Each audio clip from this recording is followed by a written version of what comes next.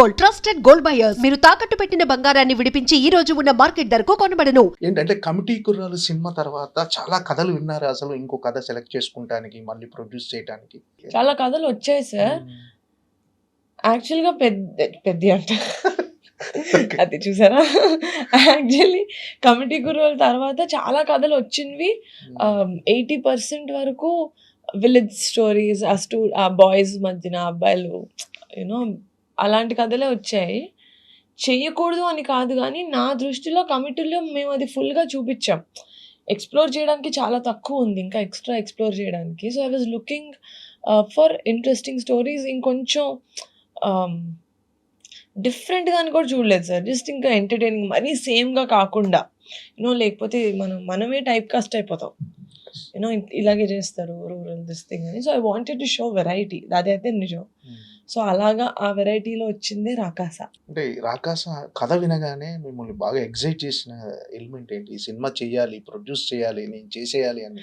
అది చెప్పలేను sir. The main plot point okay, సినిమాలో తెలుస్తుంది. బట్ దట్ ఈస్ సంథింగ్, అది నాకు చాలా ఎక్సైట్ చేసింది. మీరు చెప్పకపోయినా టీజర్, ట్రైలర్ చూస్తే ఖచ్చితంగా సంథింగ్ స్పెషల్ ఈ సినిమా. Thank you. ఖచ్చితంగా థియేటర్కి జనాలను తీసుకొచ్చే సినిమా అనిపించింది. సో అంటే ఈ కథలో మెయిన్ అంటే ఇప్పటి వరకు వచ్చిన చాలా సినిమాలు వచ్చాయి, ఇప్పుడు రెగ్యులర్గా కొన్ని సినిమా అంటే డిఫరెంట్ సినిమా అని చెప్పుకోవచ్చా ఒక రకంగా ఇది? అంటే జనాలకు ఒక థియేట్రికల్ ఎక్స్పీరియన్స్ ఇచ్చేసింది. Yes sir, definitely. అదే నేను చెప్పేది ఏంటంటే, థియేటర్కి వచ్చే ముందు మన లైఫ్ని ఒక 2.5 hours పాజ్ చేసి థియేటర్కి వస్తే ఇట్స్ ఎంటైర్లీ అస్సలు సంబంధం లేని ప్రపంచం అని చెప్పను. ఎందుకంటే ఆ విలేజ్ డ్రామా అంతా ఉంటుంది, మనం రిలేట్ చేసుకునే కామెడీ ఉంటుంది. హీరో క్యారెక్టర్ అయితే ఇట్స్ సో బ్రిలియంట్లీ రిటర్న్. వాడు ఇక్కడ ఏదో అంటే అదే సేమ్ మేము టీజర్లు చెప్పినట్టు ప్రతి ప్లగ్లోనూ వేలు పెట్టే క్యాండిడేట్ ఇరుక్కుంటాడు, తన పోయి తనే దోకుంటాడు. అలాగా శ్రీను గారి క్యారెక్టర్, నయన్ క్యారెక్టర్, చాలామంది, బ్రహ్మాజీ గారు, కిషోర్, తనిఖిల్ బర్ని గారు, ఆశీష్ విద్యార్థి గారు, ఎవ్రీ వన్స్ క్యారెక్టర్ ఈజ్ సిచ్యువేషన్కి తగ్గట్టు ఉంటుంది సార్ కామెడీ. మేము ట్రైలర్లో కూడా వెతుక్కోవాల్సి వచ్చింది, ఫాస్ట్గా మనకి పంచ్ మీద పంచ్ పడే కామెడీ ఏది ఉంది అని. మేము ట్రైలర్లో we had to search, because మా ఎంటైర్ ఫిలింలో జోక్ పడాలి కదా అని వేసే జోక్లు ఏవి లేవు sir. Honestly they are all situational comedy, character comedy. So that's the experience is that. ఒక మంచి సినిమా చూసాము, ఎంటర్టైన్ అయ్యాము, ఒక 2.5 hours హుక్ చేశారు మమ్మల్ని అన్న ఫీలింగ్ వస్తుంది. ఎందుకంటే అదే చాలా డిఫికల్ట్ అయిపోయింది ఈ మధ్యన. అది ఒక చిన్న సినిమాతో ఒక పెద్ద movie are medium budget movie experience ఇవ్వాలని అయితే మేము ప్రయత్నం. ఐ రియలీ హోప్ కాదు, నేను చూసినంత వరకు అయితే మేము రీచ్ అయ్యాం. ఆడియన్స్కి నచ్చుతుందానికి. ఈ ఫాంటసీ కామెడీ కదా సినిమా. అంటే ఆ ట్రైలర్ చూస్తే మీరు చిన్నపిల్లల్ని టార్గెట్ చేశారు, పదండి అని మొత్తం టికెట్లు వెళ్తే ఫ్యామిలీతో వెళ్ళేటట్టుగా ప్లాన్ చేశారు. పెద్ద ప్లానింగ్ అన్నట్టు. అంటే it's very clean film sir, very very clean film. No like awkward scenes. ఇప్పుడు అంటే మనకు చాలా మటుకు కొన్ని వస్తాయి ప్రమోషన్స్ అప్పుడు, ఫ్యామిలీ అందరూ వెళ్ళి చూడాల్సిన సినిమా అంటారు, కానీ కొన్ని సీన్స్ అయినా పాటల్లో కొన్ని ఇవైనా కూడా కంఫర్టబుల్గా ఉండట్లేదు ఫ్యామిలీకి. అది గుడ్ ఆర్ బ్యాడ్ అని నేను చెప్పట్లేదు. As a family, as an Indian orthodox sort of a family, they are not comfortable. But Rakasa is very very clean comedy, family entertainer which has fantasy. అది పిల్లల్ని ఎంటర్టైన్ చేస్తుంది. ఆల్సో మనం చందమామ కథలు విని విట్లాచార్య గారి సినిమా చూసిన వాళ్ళకు కూడా అది మళ్ళీ తీసినట్టు అనిపిస్తుంది ఈ జనరేషన్. మానసా శర్మ ఈ సినిమాతో డైరెక్టర్గా పరిచయం అవుతున్నారు. అంటే ఆమె చెప్పిన కథలు మీకు, అంటే ఆమెను డైరెక్టర్గా పరిచయం చేయడానికి రీజన్ అంటే ఇంతకుముందు మీ పింక్ ఎలిఫెంట్లోనే పనిచేశారండి కదా. అంటే ఆమెలో ఉన్న టాలెంట్ని ఎలా గుర్తించారు మీరు? అంటే it was a journey sir. మేము ఫస్ట్ నేను మాన్సాని రైటర్ లాగా కలిసాను మ్యాడ్ హౌస్ అని ఒక సిరీస్కి. అసలు ఆమెను చూడని కూడా చూడలేదు నేను. ఫస్ట్ ఆవిడ డైలాగ్స్ చూసా. ఆవిడ వైజాగ్లో ఉండరు, అప్పుడు వైజాగ్ నుంచి పంపించేవాళ్ళు ఈమెయిల్లో డైలాగ్స్. చాలా పెక్యూలియర్గా విట్టి కామెడీ ఉండేది, డార్క్ జోక్స్ ఉండేవి, విట్టిగా ఉండేది. ఆమెను కలిసిన తర్వాత సేమ్ ఇప్పుడు ఉన్నట్టే ఎక్కువ గట్టిగా ఎమోషన్స్ బయటకు చెప్పరు. కానీ she is very sensible. So, అలా యాజ్ ఎ రైటర్ నేను కలిసి మేము 'బెంచ్ లైఫ్' అన్న సిరీస్ డైరెక్షన్ చేసింది. అక్కడి నుంచి స్టార్ట్ చేస్తూనే she is very good. Director obviously any first time డైరెక్టర్స్‌కి మనం ఆ support will have to create. అంటే వాళ్ళ కంఫర్ట్, వాళ్ళ కాన్సంట్రేషన్ అంతా డైరెక్షన్ మీద పెట్టేటట్టు. So, we also did the same thing. The team I think we have put a very supporting team for her. She is very sensitive in a way that, sensitive అంటే మనం అనుకునే సెన్సిటివ్‌గా ఏడ్చేసేది అది కాదు. ఎమోషన్స్‌కి చాలా సెన్సిటివ్‌గా ఉంటారు. ఏది ఎమోషన్స్ ఇప్పుడు రుద్దాలి మనం ఆడియన్స్ మీద అన్నట్టు కాదు. Very very natural. You should just let it come. So, అది I really like about her as a director. And it's a journey sir. I've seen her. She has been a part of pink elephant. If I don't trust her, who'll trust her? Manasa garu Vithalacharya అభిమానిని నేను. Hmm. Vithalacharya గారి సినిమాలు చూసి చిన్నప్పటి నుంచి పెరిగాను నేను. So, Vithalacharya గారే ఈ సినిమాకి ఇన్స్పిరేషను. ఆయన సినిమాలు తీసినప్పుడు ఈ విజువల్ ఎఫెక్ట్స్, ఇవి గ్రాఫిక్స్ అవి లేనప్పుడు ఆయన సినిమా అప్పుడే అంత అద్భుతంగా ఉండేది. అలాంటి వాటికి ఇవి విఎఫ్ఎక్స్ యాడ్ చేస్తే ఎలా ఉంటుందో అలా అని చెప్పారు. Yeah. సో, నిజంగా అలాంటి థియేట్రికల్ ఎక్స్పీరియన్స్ ఇవ్వబోతుందా? Yeah, sir. Hmm. Definitely. I agree. Hmm. I correctగా చెప్పింది మా answer. That's what it is. Comedy, a little bit of love, very cute love story. అది కూడా కథకి సెపరేట్గా వెళ్ళిపోయేది కాదు. కథలోనే ఉంటుంది. మానస కథ ఒక she's very, she has to be ప్రతిదీ కథలో పాటు కథ నుంచి బయటకు వెళ్తుంది. కథ నుంచి ఏది ఫర్ ఎనీ రీజన్, కామెడీ అయినా, లవ్ స్టోరీ అయినా, యాక్షన్ అయినా, ఏదైనా కథలోనే ఒక భాగంలాగా ఉండాలి అని.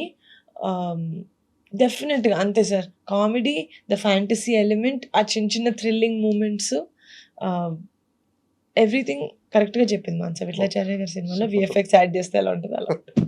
ఏంటంటే మానస గారితో మాట్లాడినప్పుడు ఆమె చెప్పింది ఏంటంటే, ఇప్పుడు సినిమాలో విజువల్ ఎఫెక్ట్స్, విఎఫ్ఎక్స్ వర్క్ చాలా ఉంది. ఉన్నప్పుడు మరి ఎలా ప్లాన్ చేశారు? విఎఫ్ఎక్స్ వర్క్స్ సరిగా లేకపోతే, ఏమాత్రం లేకపోతే రిజల్ట్లో డెఫినెట్గా డిఫరెన్స్ కనిపిస్తుంది అన్నప్పుడు ఆమె అన్నది ఏంటంటే, ఫస్ట్ మేము సెకండ్ హాఫ్లో మా సినిమాలో ఎక్కువ విఎఫ్ఎక్స్ వర్క్ ఉందండి. సో, ఫస్ట్ మేము సెకండ్ హాఫ్ షూట్ చేసి తర్వాత ఫస్ట్ హాఫ్ షూట్ చేసాము అని ఒక క్లారిటీగా చెప్పారు. నిజంగా అసలు ఆ ఐడియా ఎవరిది? అంటే ఈ ఆలోచన ఎవరిది అంటే, ఈ ఆలోచన మీకు ఎలా వచ్చిందంటే మీకెందుకు రాలేదని సిగ్గుపడిన రీతిలో సెకండ్ హాఫ్ ఫస్ట్ షూట్ చేయటం ఏంటి అసలు? నిజంగా అది అంటే మంచి ప్లానింగ్. అంటే కథ పరంగా తను చెప్పినట్టే మాకు సెకండ్ హాఫ్లో 90% ఆఫ్ ద విఎఫ్ఎక్స్ మాకు సెకండ్ హాఫ్లోనే ఉన్నాయి. అండ్ మా VFX Murali garu from Green Gold, he's very very experienced. So, ఆయన చెప్పారు, ఆయన కదా ఐ థింక్ ప్రతి VFX supervisor will tell one thing that విఎఫ్ఎక్స్లో 3 ఉంటాయి. అందులో మనం ఒకటే కంట్రోల్ చేయగలం. ఓకే, కాదు 2 కంట్రోల్, ఒకటి కంట్రోల్ చేయలేము, something like that. Okay, quality, money and time. So, మేము నేను అన్నా సార్ నేను మనీ కంట్రోల్ చేద్దాం అనుకుంటున్నానండి, టైం ఇస్తానండి, క్వాలిటీ మీరు ఇచ్చేయండి అని. అయితే he's like okay fine, will do that. So, ఆ విధంగా చూసుకుంటే టైం కావాలి సార్ విఎఫ్ఎక్స్కి. So, we were like okay will do it. Second హాఫ్లో ఉంది కాబట్టి అది షూట్ చేసేద్దాం ఫస్ట్.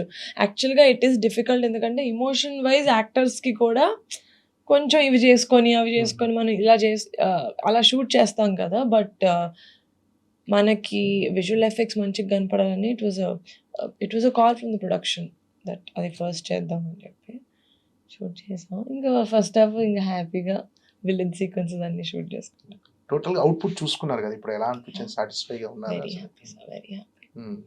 వీఆర్ ఒక విఎఫ్ఎక్స్ ఉన్న ఒక ఫోక్లోర్ ఉన్న ఒక సినిమా చేస్తున్నాం కానీ లార్జర్ దెన్ లైఫ్ మూవీ చేయట్లేదు సార్.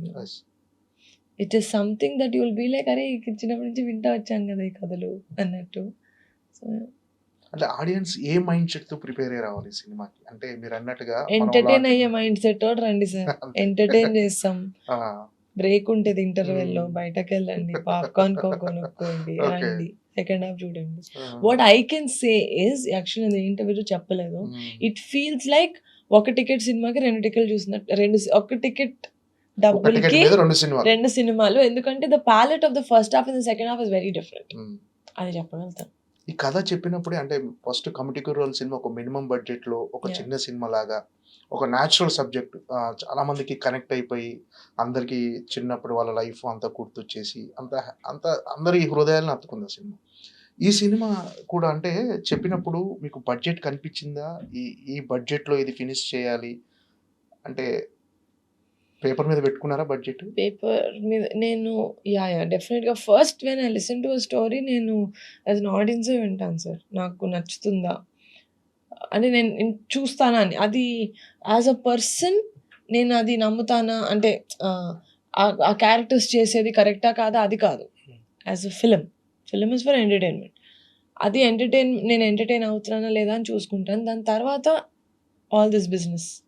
యాస్ ఎ బిజినెస్ ఇది మనం ఎంత పెట్టగలుగుతాం? ఎంత పెడితే స్మార్ట్ ఎంతవరకు మనం అమ్మి ఆహ్, ఇలాంటి మంచి సినిమాని ఆడియన్స్ దాకా తీసుకెళ్ళగలుగుతాం? పబ్లిసిటీ ఎంత చేయాలి? అదంతా it's a second, it comes second. First కథలాగా నాకు నచ్చుతుందా అని, దాని తర్వాత కమర్షియల్ వైబిలిటీ అంతా తర్వాత వస్తుంది.